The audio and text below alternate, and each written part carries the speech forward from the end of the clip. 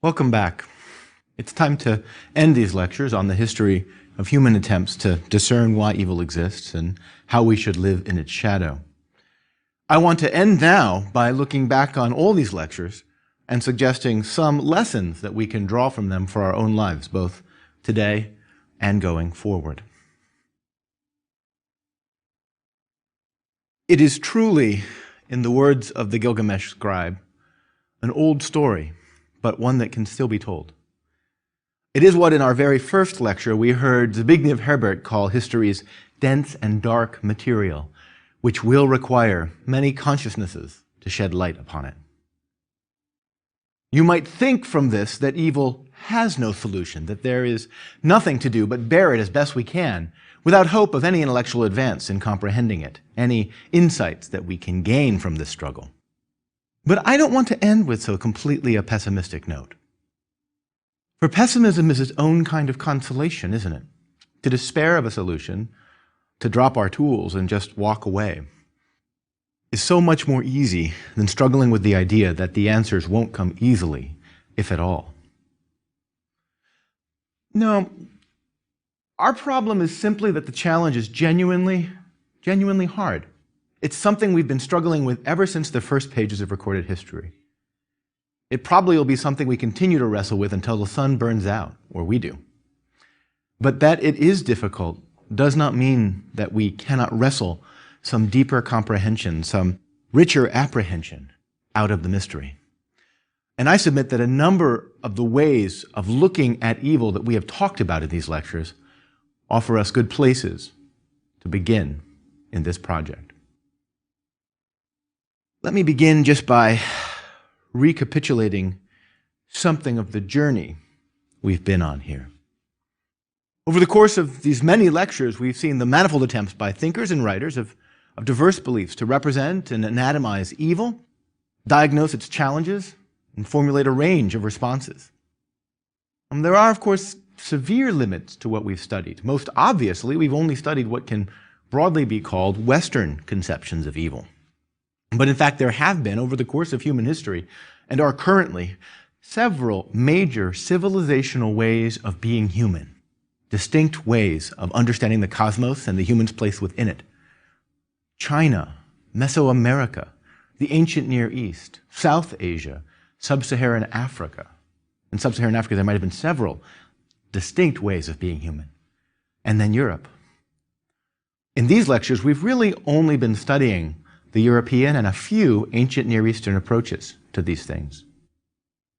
Others with other skills, with other forms of learning, can talk in an educated way about those other forms of being human. But not I. Nor even within this Western tradition have we studied everyone that we could have studied.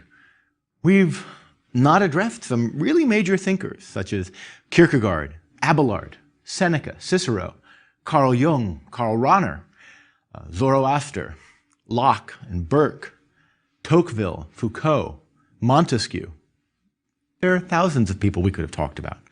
All of them have much to say about evil that it would be good for us to hear, that we could learn much from. But within the confines of these lectures, we've done enough, I think, to give us some basis on which to form some thoughts about how people in the West have thought about these matters for the last 4,000–5,000 years. A fair range, I think it's reasonable to say. What these lectures teach us is the intractability of the challenge of evil for humanity and humanity's ceaseless efforts to confront that challenge. In this way, Rousseau was right. You'll recall that he said that we cannot help but ask these questions. We cannot help but struggle with them precisely because the reservoir of hope in our beings is such that it can never be fully quenched. We always ask these very abstract questions of why there is evil. It's not simply a matter of putting a Band-Aid on the immediate problems that evil presents to us, the wounds, the damages, the evils, the malices, the vindictiveness of our moment. All of those events, all of those phenomena make us step back from them in some part of our brain, in some part of our soul, and say, how does this world hang together? if these kinds of questions, if these kinds of realities are there. Now, in all these, certain themes and issues have appeared again and again. We've uncovered what we could call different layers, different strata of thinking about evil. Most basically, as we saw from the first lecture forward, there are three large families in the people we've looked at, three large families of thinking about evil, of understanding it, right?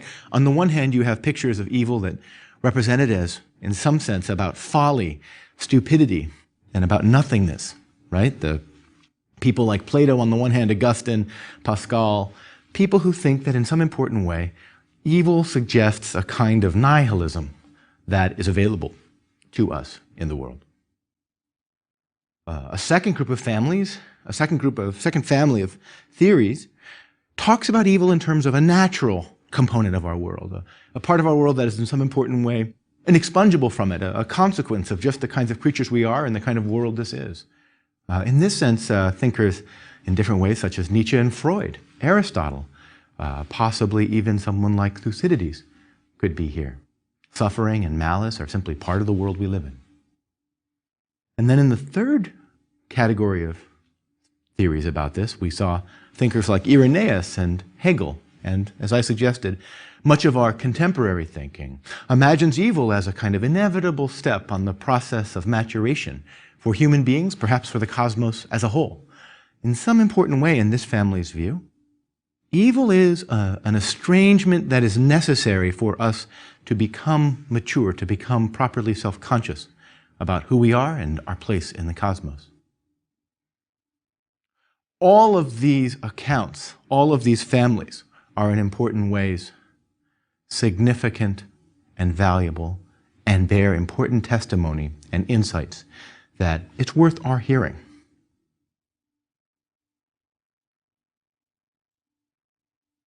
Another layer is the question of whether, and this is, I think, really interesting to me, because before I had worked out these lectures, I hadn't actually seen this, but there is a long-standing debate between those who see evil as, in some important way, the refusal to be properly extreme in the pursuit of virtue. The refusal to see that sometimes virtue requires a real zealotry. In a way, Plato, Augustine, Pascal all line up on this side, that evil turns out to be a kind of mediocrity in the face of a situation where extreme effort is required. But on the other side, there's another body of scholars, another collection, who say, you know, there's something there, but the danger is that, in fact, evil is exactly the expression of an extremity, an extreme zealotry, where moderation is the better course. Thinkers like Aristotle, arguing against Plato, Montaigne, arguing against Pascal, Hume, arguing against any number of people. So this tension between, is evil something that is a manifestation of our failure to be properly committed to the world, or to the good, the cause of the good, or God, versus a construal that says evil is in some ways an overcommitment, a hyper-commitment to a narrow range of ends that when we are committed to them, fail to make us see the full range, the full spectrum of human beings and human goods. That's another layer. A third layer would be the question of the implications of our understanding of evil for our understanding of the universe as a whole, and of our understanding of the universe in turn for our understanding of evil. All the debates around theodicy, all the debates around whether or not increased knowledge of the cosmos is going to help us master the propensity we have to evil. These debates are all informing this level of the question of evil. Another one is the question of the relationship between civilization and barbarism. And even the debate that emerges in the 19th century and then grows in importance in the 20th, the debate about whether or not modernity itself is in some ways complicit for creating new kinds of evil. Remember Hannah Arendt saying that the problem with totalitarian evil in the 20th century is it creates a new kind of political evil that we never had imagined could exist before, the kind that shows us that humans can actually be turned into kind of robots or zombies. And connected to this, themes of technology and scientific advance, the dangers of knowledge and experience, the possibly novel challenges of modern politics, especially totalitarian states, as Arendt says. Even the hegemony of a particular kind of scientific rationality, or a way of thinking about life itself, as potentially too restrictive to contain the full spectrum again of human life. These sorts of what you can call dimensions of how evil can affect our thinking, the mode of intellectual engagement with the world, that's another dimension of evil that we've tried to bring to our attention, highlight, and focus on in an explicit way. And last, but certainly not least, the question that, for me anyway, lies at the heart of a lot of these issues, and that is, again, for me, captured most vividly in a few very intense, very powerful pieces of art. Dante and Milton, Conrad, possibly Camus' The Fall with Jean-Baptiste Clément. The question of the deep, fundamental character of evil. Is it banal? Is it empty? Is it demonic? Is it vacuous? Is it positive? Is it ultimately unnatural to our cosmos, to us? Or is it fundamentally part of the world's essence? All these are questions that we've been trying to get at in these lectures. Now, one problem that we face with evil today is just that we don't know how to handle it. When we think about outside of the scope of these lectures, people today, ordinary, everyday people, all of us together, we seem not to be able to understand the problems we confront when we confront evil. If you think about the 20th and 21st centuries' horrors, the extent of suffering and human malice in these centuries has truly been remarkable. And yet, often, we think about ourselves as somehow in a better moral situation than people in previous centuries. Whatever you say about the 18th century, something like the Holocaust was unimaginable in it. The invention of modern terrorism is, in fact, a modern invention. The intentional attempt to destroy human civilians with bombs, that itself is a relatively modern invention. Why do we continue to insist that somehow we are morally superior to people 3 or 4 centuries ago if we're doing this and they wouldn't have even found it thinkable? Again, think about Andrew Delbanco's line, the line I gave you in the last lecture, the previous lecture. A gap has opened up between our awareness of evil and the intellectual resources we have for handling it. That might be the problem here. Increasingly, we know neither how to resist nor how to suffer evil. Most basically because we don't understand it. Evil bewilders us, and our typical response to it is really more of a theatricalization of a response. It's kind of a histrionic, which reveals not any real horror at the reality and danger of evil, but rather our fear of admitting our incomprehension of what it is we confront, what it is we are called to respond to when we encounter evil. Much of our current entertainment, movies, TV, what have you, is fascinated by evil. But that's partially because, importantly because, we don't understand it. Entertainment returns us to the puzzles of our lives in interesting ways and offers us short-term solutions, right? Like snack food, like junk food, to dealing with them. One of the things that it most is interested in is criminality, evil, malice, these sorts of things. The reason why?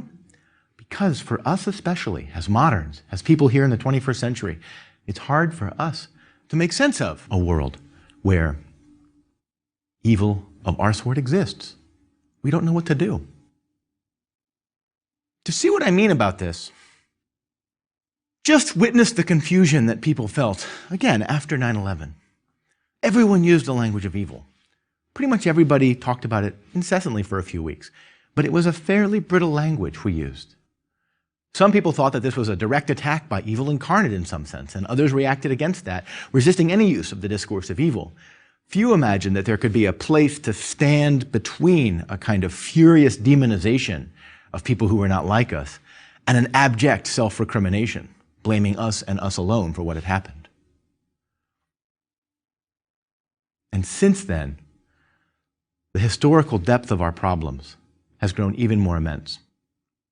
I remember in the 1990s opening up a magazine once in the early 90s and seeing a wonderful cartoon. It had these two old men sitting in an old men's club, and they're sitting there, kind of looks like they're just staring off into space, astonished by the history of the world, what current events were taking them to be.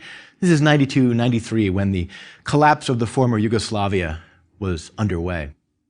And these old men, you could imagine them, having been born around the beginning of the First World War, are sitting there, and one of them says to the other, "The Balkans, this is where I came in." The idea of the cartoon, right, being that in some sense, we've had a whole century, and look, we're back where we started again. But as I give these lectures now, American troops, my country's troops, are fighting in places that the Romans and the Greeks and Alexander the Great fought in 2,500 years ago. For a long time in this last decade, American troops actually had the ancient city of Babylon within one of their military bases. The ruins of the city was within the perimeter of the base. A more poignant, ironic joke on the part of whatever God may be is hard to come by. That somehow, Babylon, this is where Western civilization came in. And look, we're back there at it again. Maybe these questions are just too hard for us. Maybe the problems are simply intractable. But why not then simply punt on asking them? Why not just avert our eyes from these questions? Why not just eat, drink, and be merry? Well, for me, there are two basic reasons. First, evil hasn't gone away, nor is it likely to. As the contemporary American poet Charles Simic says, God's refuted, but the devil's not. And insofar as it's not, it will continue to be a puzzle for us. And that's the second point. We can't avoid thinking about evil. If we try to avoid it, it looms over the horizon as what remains unthought for us. And so all our thinking knows of its presence, just over the edge of our vision. And eventually it will intrude again into our lives and into our minds, as it did for many of us on one beautiful, crystal clear, late summer day in 2001. But even if we know why, we still have to think about how to think about evil.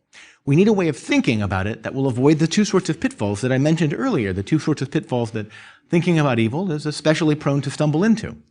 On the one hand, the attempt to demonize other people, people who are unlike us. On the other hand, the temptation to internalize evil, to render it entirely a phenomenon that makes us worried about gaining and accruing guilt in our souls in some way. If we can find a language of evil that neither, first of all, affixes too quickly and easily the title of evil to people or to groups of people that are unlike us in some fundamental way, and also, B, does not paralyze us with guilt and drag us down into despair, if we can find a language of evil that does neither of those things, avoids those problems, then we've got something that's possibly workable. I've suggested in these lectures that there are several different routes to such a possibly workable language. Which one you think is best is in some ways a matter of your own judgment. But there's another question behind the problem of evil. And this is a kind of a little latent time bomb in the question, laid down at least as early as the tree of the fruit of the knowledge of good and evil. And that's the question of whether or not the knowledge that we could gain, the theoretical insight we would gain, does it produce anything like hope? And many thinkers, ancient and modern, would suggest it doesn't. Consider the book of Ecclesiastes, right? In much wisdom is much grief, and he that increaseth knowledge increaseth sorrow. Or as T.S. Eliot put it, after such knowledge, what forgiveness? These are real questions, and we cannot avoid them. We cannot deny their concerns. And the answer to the problem of evil must recognize the profoundly sober thought that we may not be able finally to gain any useful insights, not just insights that are interesting and illuminating about evil, but insights of the sort that might provide us with hope, that might provide us with knowledge not just about evil, but how to go on from our encounters, concrete and otherwise abstract, with evil. But you know, all the evidences of evil, suffering, and cruelty in the world are not the only thing about our world. They would not provoke us unless we felt that they were in some fundamental way wrong, exceptional, curious, anomalous, problems that require explanation. If the world was organized in such a way that evil was truly, naturally a part of it, so that it fit smoothly into the world, we wouldn't find it so puzzling. The bare fact, that is, that evil is so puzzling is itself, I think, a sign of hope. And not the only sign of hope, it seems to me, at least not for me. Here at the end, consider the witness of Leonard Woolf, a great English writer, intellectual, political activist, and husband and savior sometimes of Virginia Woolf. I'll let him attest to what I mean here. I take this account from his autobiography of the years leading up to World War II, an autobiography that he wrote in the 1960s. In that, he recounts the end, a little scene, and I'm quoting him now, a little scene which took place in the last months of peace. They were the most terrible months of my life, for helplessly and hopelessly one watched the inevitable approach of war. One of the most horrible things at that time was to listen on the wireless to the speeches of Hitler, the savage and insane ravings of a vindictive underdog who suddenly saw himself to be all-powerful. We were at Rodmell, that's their country house, during the late summer of 1939, and I used to listen to those ranting, raving speeches. One afternoon, I was planting in the orchard, under an apple tree, Iris reticula, those lovely violet flowers which, like the daffodils, come before the swallow dares and take the winds of March with beauty. He loves poetry. He's a great guy. Suddenly, I heard Virginia's voice calling to me from the sitting room window. "Hitler is making a speech." I shouted back, "I shan't come. I'm planting iris, and they will be flowering long after he is dead. Last March," this is March of 1966 now, he's writing about recent events, "last March, 21 years after Hitler committed suicide in the bunker, a few of those violet flowers still flowered under the apple tree in the orchard." It's the bold resilience of those flowers and the hope they represent that the world is fundamentally a good place, that it is something that's worth saving, worth living in, that serves to enable a rejuvenated belief, a resuscitated belief, both in the idea of evil and in the idea of an evil inframed by goodness, in the idea that humans have standards against which they may willfully revolt, and that in so doing they are violating the order of nature itself. And it is in those flowers that we have seen imitated throughout these lectures in human beings stubbornly persisting in the face of great pressures, never to surrender to despair. But more than this, we can say here at the end that in fact the stubborn persistence of those flowers speaks of another kind of persistence, namely our own persisting to ask the question of evil, to continue to be puzzled at it, not just to resist it, but to be puzzled by it, to find evil a mystery, something that needs an explanation, something that raises questions of meaning for us. It's a fact not often taken enough notice of, unless they'll taken enough account of, that this puzzlement is itself a sign of tremendous hope about our condition. If, for example, we were to consider the pessimistic argument that the reality of evil should teach us that our world is not fundamentally morally ordered, then it seems that our continually asking of this question, this is a problem for us. As the great English Christian apologist and novelist writer C.S. Lewis has put it, in terms of people's stubborn belief in religion in the face of pessimism, and I read from Lewis here. The very strength and facility of the pessimist case at once poses us a problem. If the universe is so bad, or even half so bad, how on earth did human beings ever come to attribute it to the activity of a wise and good creator? And men are fools, perhaps, but hardly so foolish as that. Right? Lewis wants to say here, if the evidence is so strong against goodness, how did people ever come to imagine that there was a good creator, a good God, a good moral order? The direct inference from black to white, from evil flower to virtuous root, from senseless work to a workman infinitely wise, staggers belief. The spectacle of the universe as revealed by experience can never have been the ground of religion. It must always have been something in spite of which religion, acquired from a different source, was held. So much Lewis. Think about that phrase, in spite of which. In that phrase, we perceive something remarkable, namely the fact of our stubbornness in insisting that the basic truth about the world is its goodness. But we should not be self-congratulatory about this stubbornness. It's not something we seem to will consciously to affirm. It's not, that is, most basically a form of moral courage, but rather a form of what we might call moral acknowledgement, of confessing, giving witness to what people simply see. Now this isn't really a theoretical insight. This is fundamentally a practical insight.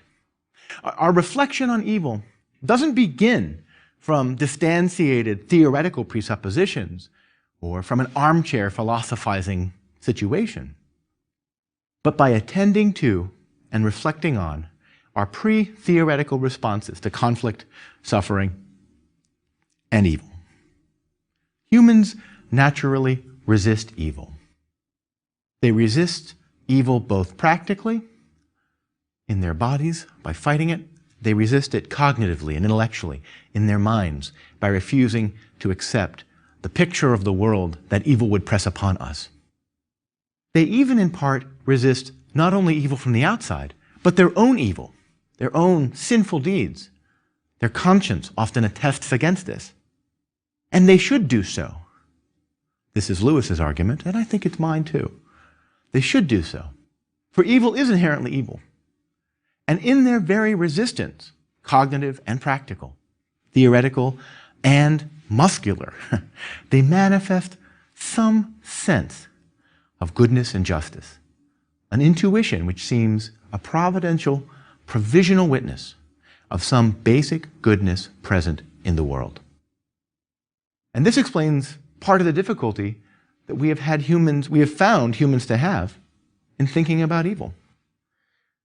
For while we might think about it as a speculative matter, a theoretical matter, perhaps the origins of a truly useful response to evil, those origins are found in our practical resistance to evil itself, to the bare fact that what we call evil, and not just the way things are, or how the world is organized, or just part of the deal.